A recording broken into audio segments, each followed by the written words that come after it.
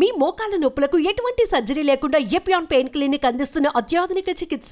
Michael Jackson ఎప్పుడైతే black గా ఉన్న పర్సన్ వైట్ గా అయ్యారన్నప్పటి నుంచి స్కిన్ వైట్నింగ్ మీద బ్రైట్నింగ్ మీద చాలా ఆశలు హోప్స్ పెంచేసుకున్నారు. ఈ సామాన్య ప్రజలకి స్కిన్ బ్రైట్నింగ్ వైట్నింగ్ అనేది ఎంతవరకు కరెక్ట్ అంటారు? ఫేర్ స్కిన్ ఉంటే మనం బాగుంటాము అని వాళ్ళు అనుకోవడం, ప్లస్ ఈ సెలబ్రిటీస్ ని స్క్రీన్ పైన చూసి మన స్కిన్ కూడా అలా అయితే బాగుంటది అనుకోవడం, ఇలా డిఫరెంట్ కేటగిరీస్ ఉన్నారు. బట్ రియల్ ఫ్యాక్ట్ ఏంటి అంటే, నేను సమంత గారిని చూశాను. అంటే ఏమై చేసావు మూవీలో కొంచెం తను డస్కీ స్కిన్ ఉండడం వల్ల చాలా మందికి నచ్చింది. కానీ ఇప్పుడు తను చాలా ఫేర్ అయిపోయింది. అసలు ఇప్పుడు అందరూ కామన్ పీపుల్ అది చూడరు కదా. ఇప్పుడు ఏదో క్రీమ్ రాసుకుంటున్నారు, తెల్లగా అయిపోతున్నారు, లేదంటే ఇంజెక్షన్స్ చేసుకుంటున్నారు, ఫెయిర్ అవుతున్నారు అనుకుంటారు. సో ఎక్స్ట్రీమ్ ఫెయిర్నెస్ అనేది విత్ ట్రీట్మెంట్స్, న్యాచురల్ ప్రాసెస్ ఏదైతే ఉందో, ఏజింగ్ కావచ్చు, హెయిర్ రావడం కావచ్చు, దీన్ని మనం అబ్రప్ట్గా స్టాప్ చేసి మెయింటైన్ చేస్తూ ఉంటే ప్రాబ్లమెటిక్గా ఉంటుందా, లేకపోతే నిజంగానే మనం స్టాప్ చేయొచ్చా? ఒక టైం వరకే మేనేజ్ చేయగలరు. ఎప్పుడైతే మనకు కొల్లాజన్ చాలా ఎఫెక్టివ్గా ఉంటుందో దాన్ని మనం ఏం చేసినా కూడా, ఎంత ఖర్చు పెట్టినా కూడా ఆపలేం. డర్మటాలజిస్ట్ అనగానే నాకు ఒక్కటే మైండ్లో వచ్చింది ఏంటంటే, అసలు ఈ సోషల్ మీడియాలో ఒక వారే జరుగుతుంది. ఫేక్ క్లినిక్స్ అని, ఫేక్ డాక్టర్స్ అని, వాళ్ళని వీళ్ళు తిట్టుకోవడం, వీళ్ళని వాళ్ళు తిట్టుకోవడం, మధ్యలో విక్టిమ్స్ అనుకుంటూ క్లయింట్స్ రావడం. What you want to say? Cosmetology అనే ఒక చిన్న కోర్స్ చేసి అందులో ప్రొసీజర్స్ నేర్చుకుంటున్నారు. లైక్ కెమికల్ పీల్ ఎలా చేయాలి, లేజర్ ఎలా చేయాలి అనేది నేర్చుకొని వాళ్ళు ప్రాక్టీస్ స్టార్ట్ చేసేస్తారు. సో కొన్ని సర్జరీస్ గాన్ రాంగ్ కేసెస్ ఉన్నాయి, సక్సెస్ఫుల్ అయిన కేసెస్ ఉన్నాయి. గాన్ రాంగ్ చాలా వరకు మనము ఆయిషా టాకియాని చూడొచ్చు. ఇంకా అసలు సక్సెస్ఫుల్ అంటే Janhvi Kapoor is a live example. And Allu Arjun గారు కావచ్చు, రామ్ చరణ్ గారు కావచ్చు, దుల్కర్ సల్మాన్ గారు కావచ్చు, వీళ్ళందరూ సక్సెస్ఫుల్ అయింది. ఎందుకు రాంగ్ అయింది అంటారు? సో వన్ బిగ్ ఇష్యూ ఏంటంటే సన్ స్క్రీన్ గురించి. Is it a cancer causing agent or it is a protective agent for skin? ఎందుకు ఇది క్యాన్సర్ కాజింగ్ ఏజెంట్ అనే న్యూస్ వచ్చింది అంటే, hello everyone, welcome to game changers with Lasya Reddy. And ఇప్పుడు present social మీడియాలో skin clinics మీద and skin doctors మీద, డెంటిస్ట్ల మీద అండ్ కాస్మెటాలజిస్ట్ మీద పెద్ద చర్చే నడుస్తుంది. అసలు ఏంటి కాంట్రవర్సీ? నిజంగానే మన స్కిన్ తీసుకెళ్ళి ఎవరి చేతిలో పెట్టాలంటే ఫస్ట్ ఏం ఆలోచించాలి? ఇటువంటి ట్రీట్మెంట్స్ నిజంగా ఫేకా, లేకపోతే కొన్ని వర్కౌట్ అవుతున్నాయా? ప్లాస్టిక్ సర్జరీస్ అంటే ఏంటి, బొటాక్స్ అంటే ఏంటి, ఫిల్లర్స్ అంటే ఏంటి? చాలా కన్ఫ్యూజన్స్ చేసేసారు కదా సోషల్ మీడియాలో. కొంతమంది సపోర్ట్ చేస్తున్నారు, కొంతమంది అపోజ్ చేస్తున్నారు. కానీ ఈ పాడ్కాస్ట్ చూస్తే మీకు పర్ఫెక్ట్ ఆన్సర్ తెలుస్తుంది. ఎస్పెషలీ మీకోసం ఈ పాడ్కాస్ట్ చేస్తున్నాము. And we have an amazing guest, doctor Durga Kalyani గారు, dermatologist, Keha skin and hair clinic, Srinagar colony. So let's shoot out some questions. Hello doctor Durga Kalyani గారు, ఎలా ఉన్నారు? హాయ్ అండి, I'm good, how are you? I'm good, thank you. So first dermatologist అనగానే నాకు ఒక్కటే మైండ్లో వచ్చింది ఏంటంటే, అసలు ఈ సోషల్ మీడియాలో ఒక వారే జరుగుతుంది. ఫేక్ క్లినిక్స్ అని, ఫేక్ డాక్టర్స్ అని, వాళ్ళని వీళ్ళు తిట్టుకోవడం, వీళ్ళని వాళ్ళు తిట్టుకోవడం, మధ్యలో విక్టిమ్స్ అనుకుంటూ క్లయింట్స్ రావడం. What you want to say, you being a dermatologist? యాక్చువల్గా బయట ఏం జరుగుతుంది అంటే, ఇప్పుడు డర్మటాలజీ అంటే ఏంటి, ఆఫ్టర్ ఎంబీబీఎస్ మనం పోస్ట్ గ్రాడ్యుయేషన్లో డిప్లొమా ఆర్ ఎండి డర్మటాలజీ చేస్తే యాక్చువల్ డర్మటాలజిస్ట్. కానీ చాలామంది ఏం చేస్తున్నారంటే, after their degrees either MBBS or BDS or any other degree చేసి కాస్మెటాలజీ అనే ఒక చిన్న కోర్స్ చేసి 6 months course, 3 months course, 1 to 2 lakhs pay చేస్తే ఆ కోర్స్ అయిపోతుంది. అది చేసి అందులో ప్రొసీజర్స్ నేర్చుకుంటున్నారు. లైక్ కెమికల్ పీల్ ఎలా చేయాలి, లేజర్ ఎలా చేయాలి అనేది నేర్చుకొని వాళ్ళు ప్రాక్టీస్ స్టార్ట్ చేసేస్తారు. అంటే వాళ్ళకి స్కిన్ టచ్ చేసే అర్హత ఉందా అనేది నా క్వశ్చన్. డెంటిస్ట్లకు కావచ్చు, కాస్మెటాలజిస్ట్లకు కావచ్చు, ఇంజెక్టబుల్స్ ఇవన్నీ చేయొచ్చా వాళ్ళు? యాజ్ పర్ ద నార్మ్స్ అయితే చేయకూడదు. Then it's wrong. అది రాంగే, కంప్లీట్గా రాంగే. అయితే అలా చాలా మంది పేషెంట్స్ మా దగ్గరకు వస్తూ ఉంటారు. నేను ఒక దగ్గర ట్రీట్మెంట్ చేసుకున్నాను, నా స్కిన్ ఇలా అయిపోయింది, ఇప్పుడు ఏం చేయాలి అనేసి. సో ఇప్పుడు డర్మటాలజిస్ట్ దగ్గర మీరు అడగచ్చు, డర్మటాలజిస్ట్ దగ్గర మరి 100% ఎఫెక్టివ్గా ఉంటుందా అని. ఎక్కడా కూడా 100% ఎఫెక్టివ్నెస్ అనేది ఉండదు. మా దగ్గర కూడా కొన్ని సైడ్ ఎఫెక్ట్స్ రావడమో, లేదంటే కొన్ని బ్యాడ్ థింగ్స్ జరగడమో జరుగుతుంది. కానీ how to manage after the situation అనేది ప్రాపర్ డర్మటాలజిస్ట్కే తెలుస్తుంది. ఇప్పుడు సో కాల్డ్ కాస్మెటాలజిస్టులు కానీ అదర్ డాక్టర్స్ కానీ ఏం చేస్తారంటే, ఒక కెమికల్ పీల్ చేస్తారు ఎగ్జాంపుల్. సో అప్పుడు స్కిన్ బర్న్ అయిపోతుంది. అప్పుడు వాళ్ళు ఏం చేస్తారు, దాన్ని తగ్గిపోతుందిలే అని చెప్పేసి పంపించేస్తారు. కానీ దానికి ఏం చేయాలి, ఎలా ట్రీట్ చేయాలి, మళ్ళీ నార్మల్ స్కిన్ ఎలా తెప్పించాలి అనేది మనం స్కిన్ గురించి ఇన్ డెప్త్ చదివితేనే తెలుస్తుంది. కరెక్ట్. సో అది వాళ్ళకి తెలియదు. అక్కడ ఇప్పుడు యాజ్ లాంగ్ యాజ్ అంత బాగా జరుగుతున్నప్పుడు ఏం రాదు. ఎప్పుడైతే ఒక్కళ్ళకి బ్యాడ్ జరుగుతుందో అప్పుడు ఇవన్నీ బయటకు వస్తాయి. మనం రీసెంట్గా hair transplantation deaths BDS doctors చేశారని, లేదంటే నాన్ మెడికల్ వాళ్ళు చేస్తే ఇలా డెత్స్ వచ్చాయని, అలాంటివన్నీ కూడా ఏంటి అంటే మనం ఎనస్థీషియా డోస్ ఎంత చేయాలి, పోస్ట్ ప్రొసీజర్ ఎలాంటి కేర్ తీసుకోవాలి, ఇవన్నీ మనకు తెలుసుంటే మనకి మనం మేనేజ్ చేయడానికి ఈజీగా ఉంటుంది. సో ఇవన్నీ ఎంబీబీఎస్ చదివిన తర్వాత ఒక 2 years స్కిన్ స్పెషలిస్ట్ గా చేసి ఆ తర్వాత ఎండి ఇవన్నీ చేస్తుంటారు, ఫెలోషిప్ కరెక్ట్. అన్నీ చేస్తేనే దట్ సైడ్ ఎఫెక్ట్స్ చేసినా కూడా మనము డర్మటాలజీ చేసిన తర్వాత కూడా ఎప్పటికప్పుడు మనం అప్డేట్ అవుతూ ఉండాలి. అంటే టెక్నాలజీ కానీ మన మెషినరీ కానీ మనం అప్డేట్ అవుతూ ఉండాలి. ఒక 1 month లోనో లేదంటే 6 months లోనో ఇది వచ్చేస్తే ఎందుకు 2-3 years కోర్స్ ఎందుకు ఉంటుంది? సో ఇది బయట జరిగేది. సో అలాంటి వాళ్ళు చాలా ఈజీ కదా ఈ ప్రొసీజర్ చేయడము అనేసి అలా కాలనీలో ఒక 10 ఉంటున్నాయి. సో అట్లా చాలా ఉన్నాయి. సో మెనీ క్లినిక్స్ వచ్చాయి రీసెంట్ టైమ్స్ లో. సో అందుకని IADVL Indian academy of dermatology association ఏం చేసిందంటే ఒక క్వాకరీ కోసం, అంటే క్వాక్స్ అంటే those who are not dermatologist but practising dermatology, వాళ్ళని ఐడెంటిఫై చేయడానికి ఒక టీమ్ ఫామ్ అయింది.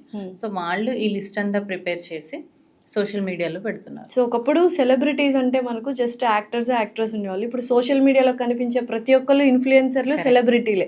సో అక్కడ నుంచి అండ్ అలాగే మైకల్ జాక్సన్ ఎప్పుడైతే అంటే బ్లాక్ గా ఉన్న పర్సన్ వైట్ గా అయ్యారన్నప్పటి నుంచి స్కిన్ వైట్నింగ్ మీద బ్రైట్నింగ్ మీద చాలా ఆశలు హోప్స్ పెంచేసుకున్నారు. సో 100% అవుతాయి. ఇప్పుడు ఆయన అంటే ఎన్నో కోట్లు ఖర్చు పెట్టుంటాడు దానికోసం, ఆ ట్రీట్మెంట్ కోసము. కామన్ పీపుల్ కి, సామాన్య ప్రజలకి స్కిన్ బ్రైట్నింగ్ వైట్నింగ్ అనేది ఎంతవరకు కరెక్ట్ అంటారు? ఇప్పుడు చాలా మంది మన ఇండియన్స్ ఫెయిర్ స్కిన్ కావాలనుకుంటారు. అందులో మెయిన్ రీజన్ ఏంటి అంటే ఫెయిర్ స్కిన్ ఉంటే మనం బాగుంటాము అని వాళ్ళు అనుకోవడం, ప్లస్ ఈ సెలబ్రిటీస్ ని స్క్రీన్ పైన చూసి మన స్కిన్ కూడా అలా అయితే బాగుంటది అనుకోవడం, కొన్ని వాళ్ళు పెట్టిన పోస్టులు చూసి వీళ్ళు ఈ ట్రీట్మెంట్ చేసుకుంటే ఫెయిర్ అవుతున్నారు మనం కూడా చేసుకుందాం అని ఇలా డిఫరెంట్ కేటగిరీస్ ఉన్నారు. బట్ రియల్ ఫ్యాక్ట్ ఏంటి అంటే మనది ఏదైతే ఒరిజినల్ స్కిన్ ఉంటుందో దాన్ని టోన్ ఇంప్రూవ్ చేసుకోవచ్చు, టెక్స్చర్ ఇంప్రూవ్ చేసుకోవచ్చు, బట్ నాట్ ద కలర్.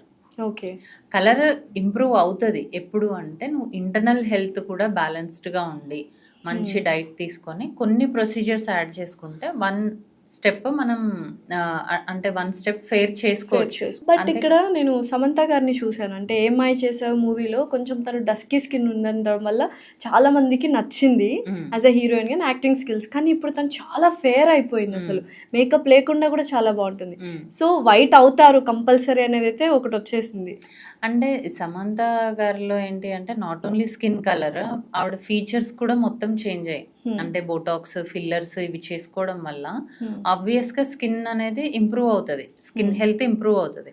దాంతో పాటు తను డైలీ చేసే మెయింటెనెన్స్ ఉంటుంది కదా, సప్లిమెంట్స్ తీసుకోవడం కానీ ఫుడ్ తీసుకోవడం కానీ. ఇప్పుడు అందరూ కామన్ పీపుల్ అది చూడరు కదా, ఇప్పుడు ఏదో క్రీమ్ రాసుకుంటున్నారు తెల్లగా అయిపోతున్నారు, లేదంటే ఇంజెక్షన్స్ చేసుకుంటున్నారు ఫెయిర్ అవుతున్నారు, కెమికల్. సో ఇప్పుడు అదొక్కటే కదా ఆవిడ చేసేది. ఇంటర్నల్ హెల్త్ బిల్డ్ చేసుకుని ఎక్సర్సైజ్ చేస్తారు, డైట్ చేస్తారు, ప్రొసీజర్స్ చేసుకుంటారు, అండ్ సప్లిమెంట్స్ వేసుకుంటారు. ఇవన్నీ వేసుకోవడం వల్ల ఆవిడ టూ మచ్ ఫెయిర్ అయిపోలేదు, చూసారు కదా. కరెక్ట్. 1 tone అంటే ఒక ఏమంటారు దాన్ని, ఒక షేడ్ ఆర్ 2 shades డిఫరెన్స్ వచ్చింది, కానీ నాట్ చాలా ఫెయిర్ ఏం అవ్వలేదు, కంప్లీట్ ఫెయిర్ ఏం అవ్వలేదు. కంపేర్ టు ప్రీవియస్ స్కిన్ ఇప్పుడు ఫెయిర్ గా ఉంది, బట్ చాలా ఫెయిర్ అవ్వచ్చు కదా మరి తను కూడా. సో ఎక్స్ట్రీమ్ ఫెయిర్నెస్ అనేది విత్ ట్రీట్మెంట్స్ పాసిబుల్ కాదు. 1 or 2 shades మనం ఇంప్రూవ్ చేసుకోవచ్చు, బట్ దానికి తో పాటు అంటే మనం తీసుకునే ట్రీట్మెంట్తో పాటు మన మెయింటెనెన్స్ కూడా చాలా సో ఇంపార్టెంట్. అలా బ్రైట్నింగ్ చేసుకున్నప్పుడు పిగ్మెంటేషన్ తగ్గిస్తాం అంతే కదా, అంతే. మెలానిన్ Melanin, సో అలా మెలానిన్ పిగ్మెంట్ తగ్గినప్పుడు ఏమైనా సైడ్ ఎఫెక్ట్స్ వస్తాయా, లేకపోతే స్కిన్ సెన్సిటివ్ అవడం ఇలాంటివి ఏమైనా జరుగుతుంటాయి? సో మనము ఇలా పిగ్మెంట్ తగ్గించడానికి గ్లూటథయోన్ ఇంజెక్షన్స్ అని ఇస్తాం కదా. సో దానివల్ల ఏమవుతుందంటే టైరోసినేజ్ అనే ఎంజైమ్ తగ్గుతుంది. ఓకే. ఆ టైరోసినేజ్ అనే ఎంజైమ్ మెలనిన్ ఫార్మేషన్ అవ్వకుండా చేస్తుంది. సో అది ఎంతవరకు మీరు ఎప్పటి వరకు తీసుకుంటారో అప్పటి వరకు అంతే. So once you stop that మళ్ళీ బ్యాక్ లైఫ్ లాంగ్ తీసుకోరు కదా. ఇప్పుడు మీకు ఏదైనా ఒక అకేషన్ ఉంది, లేదంటే ఈ పీరియడ్ సర్టెన్ పీరియడ్ ఆఫ్ టైంలో మీరు యాక్టింగ్ చేయాలనుకుంటున్నారు, ఆ టైంలో తీసుకోవచ్చు. తీసుకుంటే అప్పటి వరకు అది రెడ్యూస్ అవుతుంది, అగైన్ మళ్ళీ నార్మల్కి వస్తుంది if you don't maintain. Okay. So when did this glutathione come in to picture? అసలు ఎప్పుడు వచ్చింది? ఇప్పుడు ఒక 5-6 years నుంచి బాగానే ఫేమస్గానే ఉంది. ఓకే. మెయిన్లీ బికాస్ ఆఫ్ ఇన్ఫ్లుయెన్సర్సే ఒక రకంగా చెప్పాలి అంటే. ఇంతకుముందు మేము ఎలా అంటే ఎవరైతే ఫుల్ బాడీ కలర్ కోసం చూస్తున్నారు, ఫుల్ బాడీ టోన్ ఇంప్రూవ్ చేసుకోవాలనుకుంటున్నారు, ఇలా యాక్టింగ్ ఫీల్డ్లో ఉన్నారు, వాళ్ళకి మాత్రం సజెస్ట్ చేసేవాళ్ళం. ఇప్పుడు నార్మల్ వాళ్ళు కూడా వచ్చి అడుగుతున్నారు, చేస్తాము బట్ ప్రోస్ అండ్ కాన్స్, చేసుకున్నంత రోజులు ఉంటుంది, మళ్ళీ బ్యాక్ వస్తుంది, ఇంత ఖర్చు అవుతుంది, మీరు మెయింటైన్ చేసుకోగలరా, ఇవన్నీ ఎక్స్ప్లెయిన్ చేసి చేయడం జరుగుతుంది. ఎక్కడో ప్రీవియస్ ఇయర్స్లో లివర్ టైంలో అంటే లివర్ డిసీజెస్ ఉన్నప్పుడు ఇది యూస్ చేస్తున్నారు అని విన్నాము. ఆ స్టోరీ ఏంటి, ఆ హిస్టరీ ఏంటి? యాక్చువల్లీ గ్లూటథయోన్ అనేది సిరోసిస్ ఆఫ్ లివర్ అనే కండిషన్లో యూస్ చేసేవాళ్ళం. అయితే అప్పుడు చాలా అలా ఇస్తూ ఉన్నప్పుడు చాలా మంది గమనించింది ఏంటి అంటే స్కిన్ ఫెయిర్ అవుతుంది ఆ టైంలో. అప్పుడు దానిపైన రీసెర్చ్ చేస్తే తెలిసింది ఏంటి అంటే ఇది డీటాక్స్ కూడా చేస్తుంది అని. ఆబ్వియస్ గా మనం డీటాక్స్ చేసుకుంటే కలర్ వస్తాం కదా. సో అప్పుడు కలర్ ఇంప్రూవ్మెంట్ లో కూడా ఇది యాడ్ చేయడం జరిగింది. అయితే మేజర్ డౌట్ అందరికి ఏంటంటే న్యాచురల్ ప్రాసెస్ ఏదైతే ఉందో, ఏజింగ్ కావచ్చు, హెయిర్ రావడం కావచ్చు, దీన్ని మనం అబ్రప్ట్ గా స్టాప్ చేసి మెయింటైన్ చేస్తూ ఉంటే ప్రాబ్లమేటిక్ గా ఉంటుందా, లేకపోతే నిజంగానే మనం స్టాప్ చేయొచ్చా? యాక్చువల్లీ ఏజింగ్ అనేది ఫిజియలాజికల్ ప్రాసెస్. దాన్ని మనం ఏం చేసినా కూడా, ఎంత ఖర్చు పెట్టినా కూడా ఆపలేం. ఇప్పుడు సెలబ్రిటీస్ని కూడా చూస్తున్నాం కదా, ఒక టైం వరకే మేనేజ్ చేయగలరు. ఎప్పుడైతే మనకు కొల్లాజన్ చాలా ఎఫెక్టివ్గా ఉంటుందో అప్పటి వరకు. సో ఆఫ్టర్ దట్ మనకి ఏజ్ అనేది తెలుస్తుంది. ఎప్పుడైనా కూడా గ్రేస్ఫుల్ ఏజింగ్ అనేది రావాలి. అంటే సడన్ గా full dark circles, sudden wrinkles అలా కాకుండా స్లోగా వస్తే మనం కూడా దాన్ని అడాప్ట్ చేసుకోవచ్చు.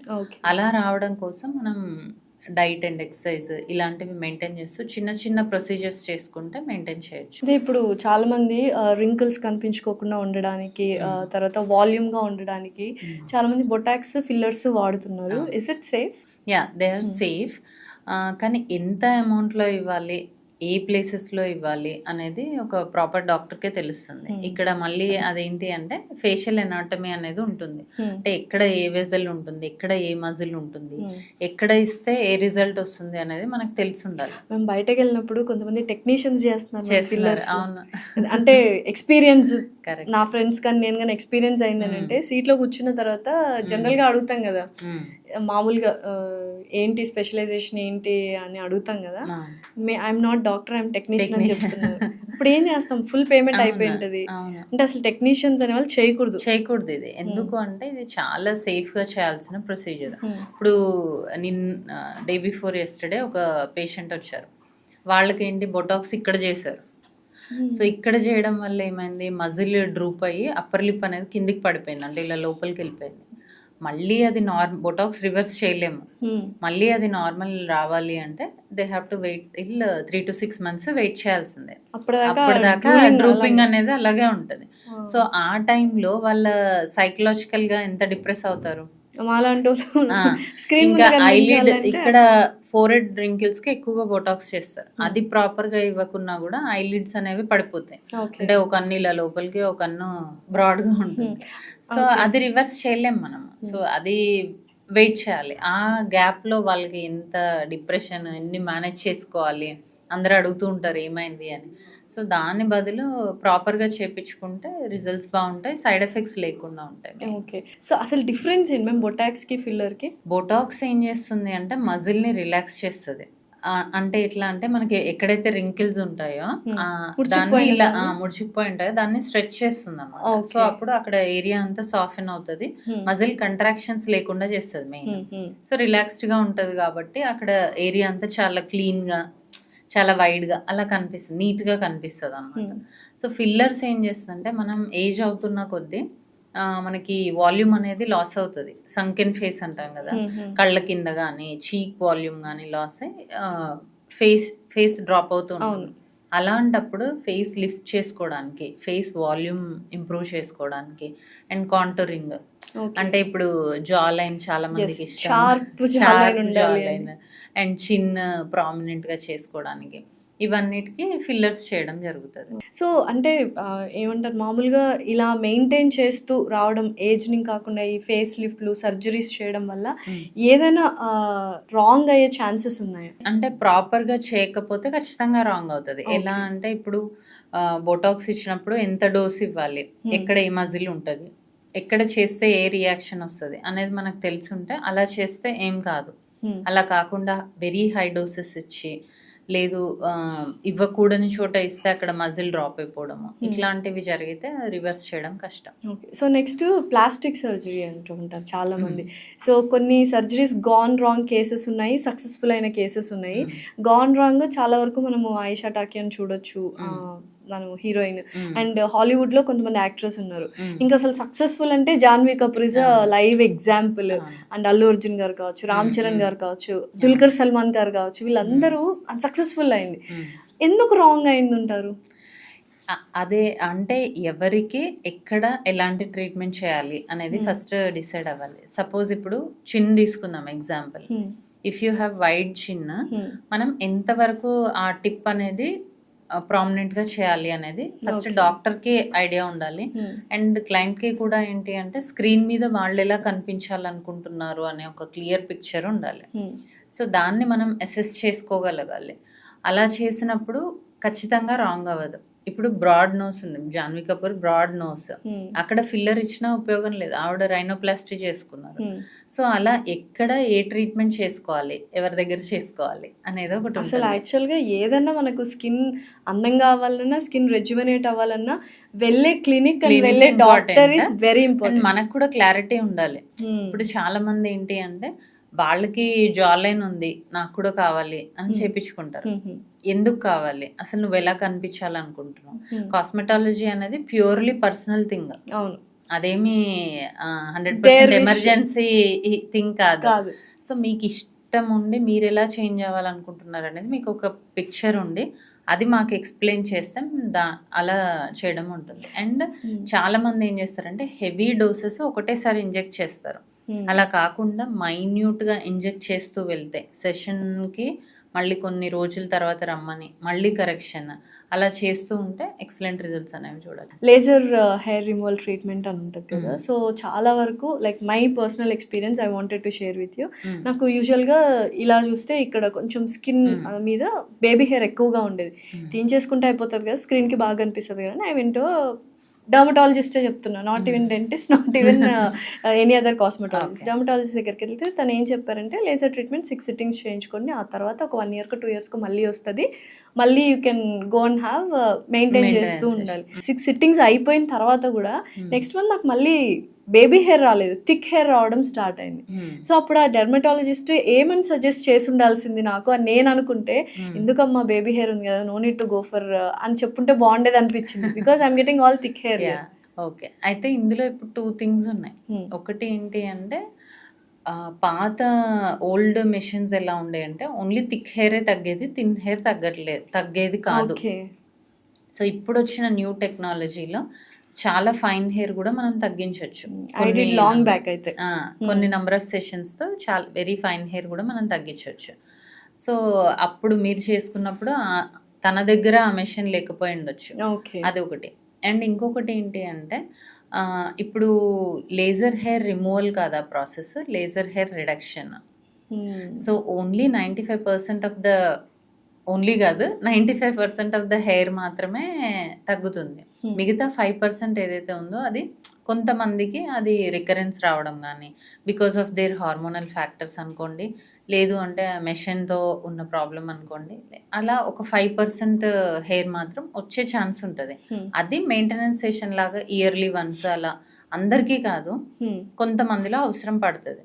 సో మనకి బేబీ హెయిర్ ఉన్నా కూడా లేజర్ హెయిర్ రిమూవల్ చేసుకోవచ్చు. బట్ ఆ మెషిన్ అంత ఎఫెక్టివ్గా పనిచేస్తుందా బేబీ హెయిర్కి అనేది మ్యాటర్స్ అనమాట. సో అయితే థిక్ హెయిర్ ఉన్న వాళ్ళకి మాత్రం 100% రిజల్ట్స్ వస్తాయి, 100% వస్తుంది. ఓకే. సో పీసీఓఎస్ పీసీఓడి ఉన్న వాళ్ళకి ఎక్కువగా సెకండరీ సెక్షువల్ క్యారెక్టర్స్ ఉంటాయి, థిక్ హెయిర్. హిర్సుటిజం ఉంటుంది. సో ఏంటి వాళ్ళకి అదే ట్రీట్మెంట్? సో ఇప్పుడు పీసీఓడి కంట్రోల్ చేసుకుంటూ మనం లేజర్ హెయిర్ రిడక్షన్ కూడా చేస్తే రిజల్ట్స్ బాగుంటాయి.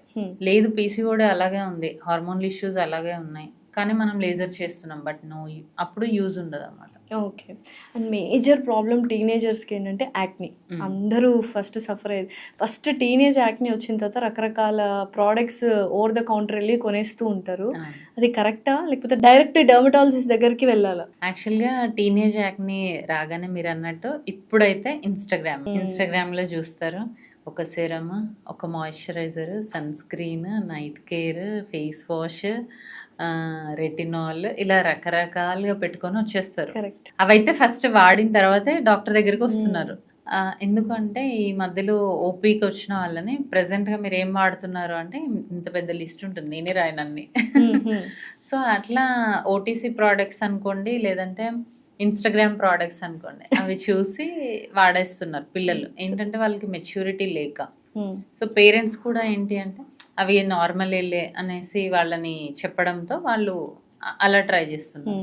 బట్ టీనేజ్ యాక్ని వచ్చిన, ఏజ్లో యాక్ని వచ్చిన రీజన్ ఏంటి, మనకి ఏదైనా హార్మోనల్ ఇష్యూస్ వల్ల వస్తున్నాయా, ఒక్కొక్కసారి డాండ్రఫ్ ఉంటే కూడా పింపుల్స్ వస్తాయి, అట్లా వస్తున్నాయా, ఫుడ్తో వస్తున్నాయా అనేది చూసుకొని అలా మనం ప్రాపర్గా ట్రీట్ చేసుకుంటే వాళ్ళకి తర్వాత అది స్కార్స్ రాకుండా, హోల్స్ రాకుండా, పోర్స్ అనుకోండి, యాక్ని స్కార్స్ లేదంటే పిగ్మెంటేషన్, ఈ ప్రాబ్లమ్స్ రాకుండా చూసుకోవచ్చు. హోమ్ రెమెడీస్ యూజ్ చేస్తారు కొంతమంది, బేసన్ లేదంటే హల్దీ, అలా యూజ్ చేసి కూడా ఇంకా స్కిన్ డ్యామేజ్ చేసుకొని వస్తారు. అవును మ్యామ్, నిజంగా హోమ్ రెమెడీస్ యూజ్ చేయండి, బెటర్, చాలా సేఫెస్ట్ అంటుంటారు. బట్ చాలా మంది డాక్టర్స్ అది ఇంకా వర్సన్ చేస్తుంది అంటారు. ఎలా అంటే ఇంతకు ముందు మన చిన్నగా ఉన్నప్పుడు, ఇప్పుడు పస్చులర్ యాక్ని వస్తే టీనేజ్ లో ఏం చేసేవాళ్ళు, హల్దీ అప్లై చేసేవాళ్ళు. ఎందుకు అని అంటే హల్దీ యాంటీబయాటిక్ కాబట్టి. ఇప్పుడు కూడా మనం పస్చులర్ యాక్ని వస్తే ఓరల్ యాంటీబయాటిక్ అనేది ఇస్తాము, టాపికల్ కూడా ఇస్తాం. కానీ ఇప్పుడు వచ్చే హల్దీ ఎంతవరకు సేఫ్, ఎంతవరకు కెమికల్ లేకుండా ఉంది. సో ఆ కెమికల్ వల్ల, అందులో యాడ్ చేసే కెమికల్స్ వల్ల సైడ్ ఎఫెక్ట్స్ వస్తున్నాయి.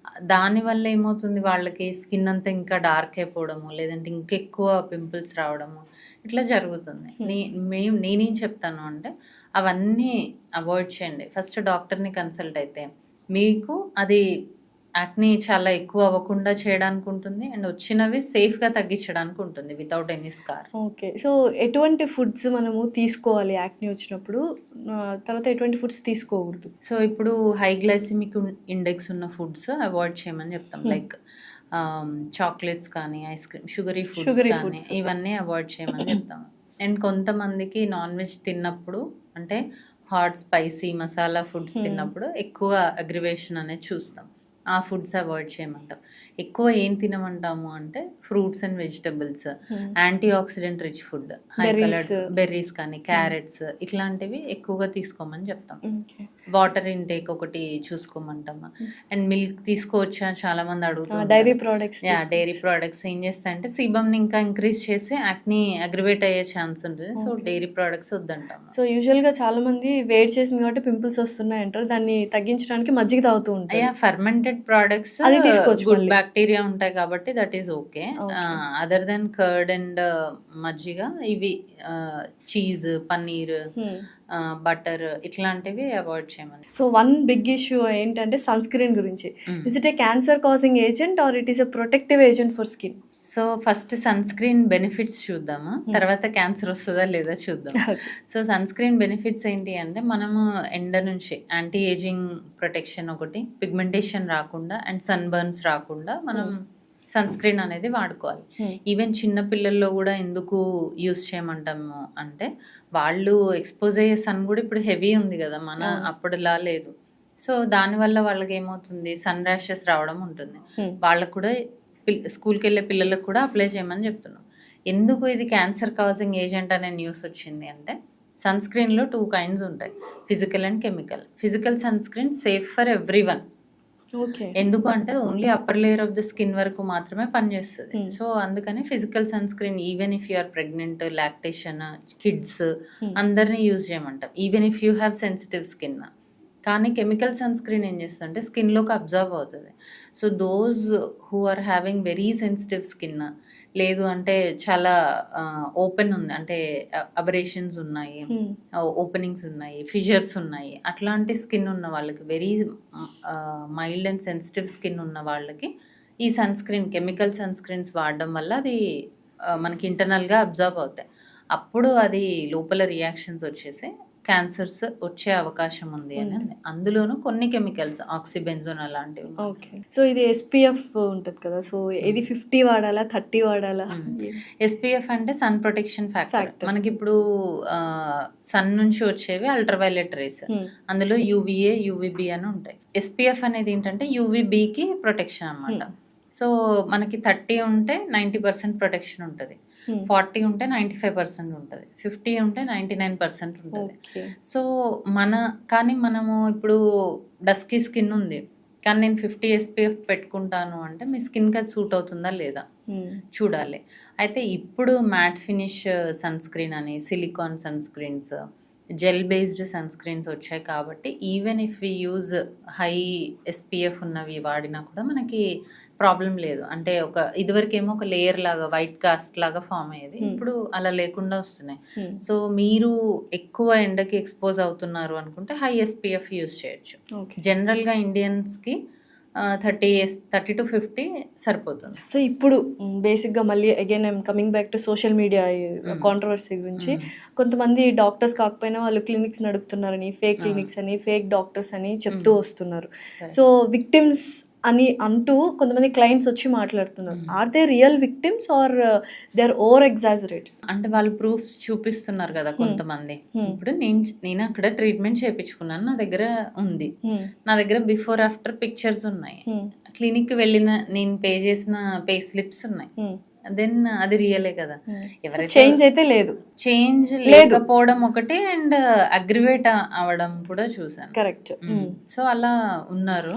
మరి ఫేకా అంటే కొంతమంది ఊరికే వీడియోస్ చేస్తున్నారు వితౌట్ ఎనీ ప్రూఫ్స్, అది మనకు తెలియదు. కానీ కొంతమంది మాత్రం బిఫోర్ అండ్ ఆఫ్టర్ నేను ఇలా ఉన్నాను, ఇలా అయ్యాను, నా దగ్గర పే స్లిప్స్ ఉన్నాయి, అంటే నేను పే చేసిన స్లిప్స్ ఉన్నాయి అనేది మాత్రం చూపిస్తున్నారు. So before and after no results ఉన్నప్పుడు, ఆఫ్టర్ లంసమ్ అమౌంట్ ఇచ్చిన తర్వాత కూడా నో రిజల్ట్స్ ఉన్నప్పుడు అక్కడ యాక్చువల్గా రాంగ్ ఎవరు జరిగి ఉంటుంది అంటే క్లినిక్ వాళ్ళదా, డర్మటాలజిస్ట్, లేకపోతే తను ఏదైనా మెయింటైన్ చేయడమో ఫాలోఅప్ చేసుకోవడమో రాంగ్ చేస్తుంటారు? ఇప్పుడు ఎలా ఉంటుందంటే మనం ఇందాక చెప్పుకున్నట్టు 100% అందరికీ పాజిటివ్ రిజల్ట్సే రావు.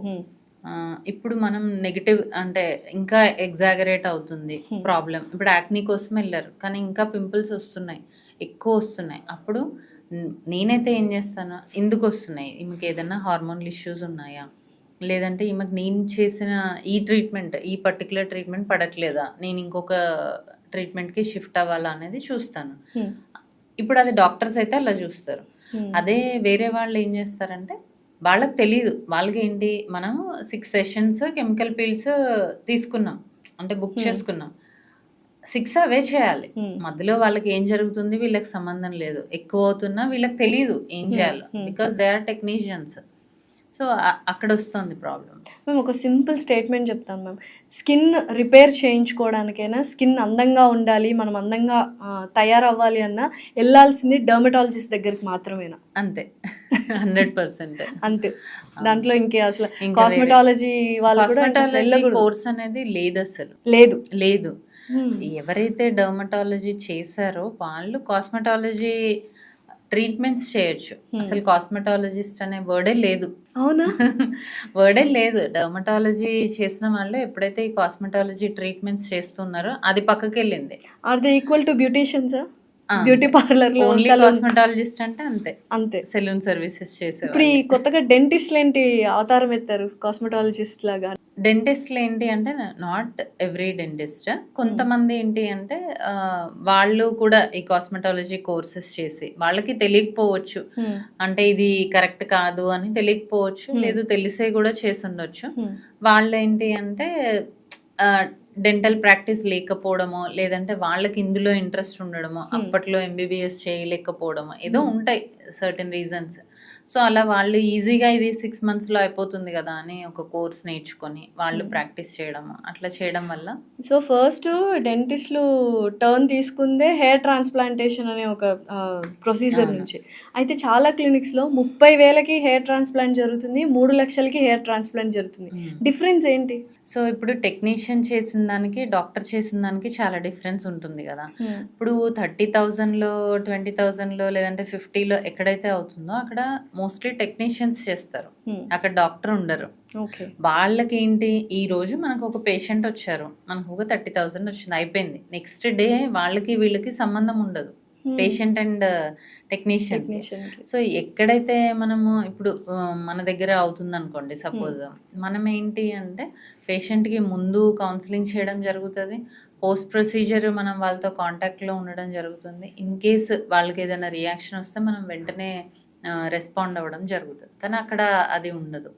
సో దానివల్ల ఈ సైడ్ ఎఫెక్ట్స్, ఈ రియాక్షన్స్, డెత్స్ ఇవన్నీ జరుగుతాయి. ఓకే. సో యూజువల్గా కాస్ట్ ఎక్కువైనప్పటికీ మనం particular supervision depends on number of grafts ఒకటి, తర్వాత సెంటర్ ఒకటి, అంటే మనం ఎక్కడ చేయించుకుంటున్నామో ఆ సెంటర్, దాని ఇన్ఫ్రాస్ట్రక్చర్, నీకు ఎంత జాగ్రత్తగా చేస్తున్నారు, ఎవరు చేస్తున్నారు, ఇవన్నిటిపైన డిపెండ్ అయి ఉంటుంది. ఓన్లీ ఒక ఫ్యాక్టరే కాదు. చాలా మంది మా దగ్గర కూడా వచ్చి డాక్టర్ మీరేమో 1 lakh చెప్తున్నారు, అక్కడ నాకు 30,000కే చేస్తా అంటున్నారు అని చాలా మంది అడుగుతారు.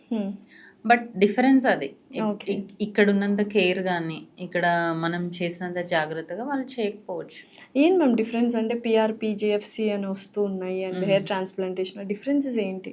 హెయిర్ ట్రాన్స్ప్లాంటేషన్ అంటే ఇప్పుడు మీకు కంప్లీట్గా బాల్డ్ అయితే మొత్తం బట్టతల వచ్చేస్తే ఒక ఏరియా నుంచి హెయిర్ తీసి ఇంకో ఏరియాలో పెట్టడం, that is hair transplantation. GFC, PRP ఏంటి అంటే నీకు ఎప్పుడైతే హెయిర్ పల్చగా అయిపోతుందో అప్పుడు ఆ థిక్నెస్ని ఇంప్రూవ్ చేసుకోవడానికి అండ్ హెయిర్ లాస్ని కంట్రోల్ చేసుకోవడానికి మనం చేసే ప్రొసీజర్స్ ఈ గ్రోత్ ఫ్యాక్టర్ ట్రీట్మెంట్ అంటాం. జిఎఫ్సి అంటే, పిఆర్పి అంటే ప్లేట్లెట్ రిచ్ ప్లాస్మా, అంటే మీ ఓన్ బ్లడ్ నుంచి మనం కొన్ని ప్లాస్మా సపరేట్ చేసి ఇంజెక్ట్ చేయడం అన్నమాట. సో అది ట్రీట్మెంట్. మ్యామ్ ఇప్పుడు ఉన్న పరంగా నేను మీ క్లినిక్ వచ్చేసి నన్ను ఒక 10 years యంగర్ పర్సన్ని చేసేసేయండి చూడడానికంటే, will you able to do it? First అడుగుతాను అసలు ఏం కావాలి. యంగర్ పర్సన్ అంటే పర్సనాలిటీ అడుగుతున్నారా, ఫేస్ అడుగుతున్నారా? ఫేస్, స్కిన్ అడుగుతున్నారు కదా. సో అప్పుడు ఖచ్చితంగా చేయొచ్చు, కానీ ఎలా చేయొచ్చు అనేది ఫస్ట్ నేను మిమ్మల్ని అసెస్ చేసి ఇక్కడ ఇలా చేసుకుంటే బాగుంటుంది. ఇప్పుడు కొంతమందికి ఇది చాలా బల్కీగా ఉంటుంది, కొంతమందికి చీక్స్ ఉండవు, కొంతమందికి లిప్స్ చాలా థిన్ ఉంటాయి. సో అలా ఎక్కడ చేస్తే మీ లుక్ ఇంప్రూవ్ అవుతుంది అనేది ఖచ్చితంగా చెప్పి చేయడం జరుగుతుంది. కానీ అది మెయింటైన్ చేస్తూ ఉండాలి. ఇప్పుడు బోటాక్స్ అనుకోండి 6 months ఉంటుంది, ఫిల్లర్ అయితే 1.5 to 2 years ఉంటుంది. అంటే హౌ అఫోర్డబుల్ ఇట్ ఈస్? కాస్ట్లీనా అంత 10 years యంగర్కి వెళ్ళిపోవాలంటే? మరి కావాలి అంటే కాస్ట్ పెట్టుకోవాలి. డిపెండ్స్, అంటే కొన్ని బ్రాండ్స్ హై ప్రైస్ ఉంటాయి, కొన్ని నార్మల్ మీడియం రేంజ్ కూడా ఉంటాయి. ఓకే. ఇప్పుడు లిప్ ఫిల్లర్స్ వస్తున్నాయి, చాలా మంది ఏంటంటే థిన్ లిప్స్ ఉన్నాయి. ఫర్ ఎగ్జాంపుల్ మీరు లైవ్ ఎగ్జాంపుల్ నన్నే తీసుకుని, చాలా మంది సజెస్ట్, అప్పర్ లిప్ చాలా థిన్ గా ఉంది, చాలా మంది సజెస్ట్ చేశారు లిప్ ఫిల్లర్కి వెళ్ళొచ్చు కదా అని. నేను ఆక్వర్డ్ గా కనిపిస్తానేమో అని నా ఒపీనియన్. లేదు, ప్రాపర్ డోస్. ఇప్పుడు ఆక్వర్డ్గా ఎందుకు కనిపిస్తుంది అంటే చాలా మంది లిప్ ఫిల్లర్కి వెళ్ళినప్పుడు కొంతమంది డాక్టర్స్ ఎక్కువ వాల్యూమ్ ఇవ్వడం జరుగుతుంది, అప్పుడు ఏమవుతుంది, ఇలా ఇలా వచ్చేస్తుంది, ఇలా వస్తుంది, పౌట్ పెట్టిన ఇలా వస్తుంది. సో అట్లా కాకుండా మనం ప్రాపర్ డోస్ ఇచ్చి ఎక్కడ ఇవ్వాలి. ఇప్పుడు మీది లెఫ్ట్ సైడ్ బాగానే ఉంది, కొంచెం రైట్ సైడ్ కొంచెం ml ఇస్తే సరిపోతుంది అంతే. అట్లా ఫైన్ లైన్స్ ఇవన్నీ కూడా మనం కవర్ చేసుకోవచ్చు వాటిలో అన్నిట్లో. సో ఓవరాల్గా ఇప్పుడు ఎవరైనా అందంగా తయారవ్వాలి అంటే ఇప్పుడు 30s లో ఉన్న వాళ్ళు వస్తే అక్కడ నుంచి స్కిన్ మెయింటైన్ చేస్తూ ఉంటే చాలా ఈజీ. అదే అడుగుతున్నా, ఏ ఏజ్ నుంచి అంటే మేము మీ దగ్గరకు రావాలి? 25 చెప్పాలి అంటే అవునా? 25 నుంచి ఎవరైతే స్కిన్ కేర్ మెయింటైన్ చేస్తారో వాళ్ళు స్లోగా కరెక్ట్ చేసుకుంటూ వెళ్తే అది చాలా కాలం వరకు మనం బ్యూటిఫుల్గా ఉండొచ్చు. ఓకే. అలా కాకుండా డైరెక్ట్ నేను ఇప్పుడు బాగానే ఉన్నాను కదా 60 తర్వాత వెళ్తాను లేదంటే 50 తర్వాత వెళ్తాను అంటే టూ మచ్ డోస్ ఇవ్వాల్సి వస్తుంది. అయినా కూడా వాళ్ళకి సాటిస్ఫాక్షన్ ఉండదు. బికాజ్ అప్పటికే చాలా సంకెన్ అయిపోతుంది, చాలా సాగింగ్ ఉంటుంది. అప్పుడు చేయడం కన్నా యంగ్ ఏజ్ నుంచి మనం కొంచెం స్కిన్ కేర్, కొన్ని యాంటీ ఏజింగ్ ట్రీట్మెంట్స్ చేసుకుంటాం. అయితే స్కిన్ కేర్ రొటీన్ అని ఒకటి ఉంది. So day care, skin routine, night care.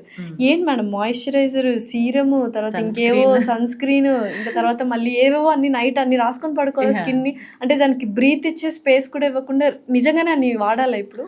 అవసరం లేదు. యాక్చువల్లీ ఇప్పుడు టీనేజ్ వాళ్ళు ఉన్నారనుకోండి, మార్నింగ్ అండ్ నైట్ మాయిశ్చరైజర్ పెట్టి మార్నింగ్ ఒక sunscreen, if they are exposing to too much of sun అయితే ఒక సన్ స్క్రీన్ పెట్టుకుంటే చాలు. మాయిశ్చరైజర్ అనేది చాలా ఇంపార్టెంట్ అండ్ 100% ఎఫెక్టివ్గా ఉంటుంది. ఎందుకు అంటే మన స్కిన్ బ్యారియర్ బాగుండాలి, బయట పొల్యూటెంట్స్ నుంచి మనం స్కిన్ బాగుండాలి, ప్రొటెక్ట్ చేసుకోవాలి అంటే మాయిశ్చరైజర్ 100% అది మాత్రం వాడాలి morning and night. And sunscreen depending on your exposure. చాలామంది ఇప్పుడు 2 ఫింగర్ టిప్స్, 3 ఫింగర్ టిప్స్ అని నేను కూడా చెప్తాను. బట్ ఇప్పుడు మీది చిన్న ఫేస్, మీకు 2 ఫింగర్ టిప్స్ అంటే దయంలా ఉంటుంది. అంత అవసరం లేదు. మన స్కిన్కి ఎంతైతే అవసరమో అంత అప్లై చేసుకుంటే బాగుంటుంది. అంతవరకు చాలు టీనేజర్లో. ఇప్పుడు యాజ్ వి ఏజ్ 20 దాటుతున్నాం, 25 దాటుతున్నాం అంటే కొన్ని సెరమ్స్, ఇఫ్ యూ హ్యావ్ యాక్ని ఆ serums, if you have dry skin కొన్ని హైలోనిక్ యాసిడ్ సిరమ్స్. ఇంకా ఏజింగ్ స్టార్ట్ అవుతుంది 25 నుంచి కాబట్టి రెటినాల్ యూస్ చేయమని చెప్తాం. కానీ అది కూడా proper dose, proper quantity, proper product. Okay. So ఒకప్పట్లో మేకప్ ప్రోడక్ట్స్ కొంతమంది మాత్రమే వాడేవాళ్ళు. అంటే ఎవరైతే స్క్రీన్ మీద కనిపిస్తున్నారు, ప్రతి ఒక్కరు స్క్రీన్ మీద కనిపిస్తున్నారు, ఫంక్షన్స్కి వెళ్ళినా కూడా కామన్ నార్మల్ పీపుల్ కూడా మేకప్ ప్రోడక్ట్స్ వాడుతున్నారు. Are they harmful or we have to maintain them? ఇప్పుడు మేకప్ ప్రోడక్ట్స్ అంటే కూడా మళ్ళీ మనం బేస్ మంచి మాయిశ్చరైజర్, సన్ స్క్రీన్ వాడి దానిపైన కొంచెం లైట్ మేకప్ వేసుకుంటే ఓకే. బట్ ఇప్పుడు యాక్ని ప్రోన్ ఉన్నారనుకోండి, ఇంకా డంప్ చేస్తూ ఉన్నాము. సో వాళ్ళకి అప్పుడు ఏం కాకపోవచ్చు, కానీ తర్వాత ఈ పోర్స్ అన్ని క్లాగ్ అయిపోయి ఇంకా యాక్ని ఎక్కువ అయ్యే ఛాన్స్ ఉంటుంది.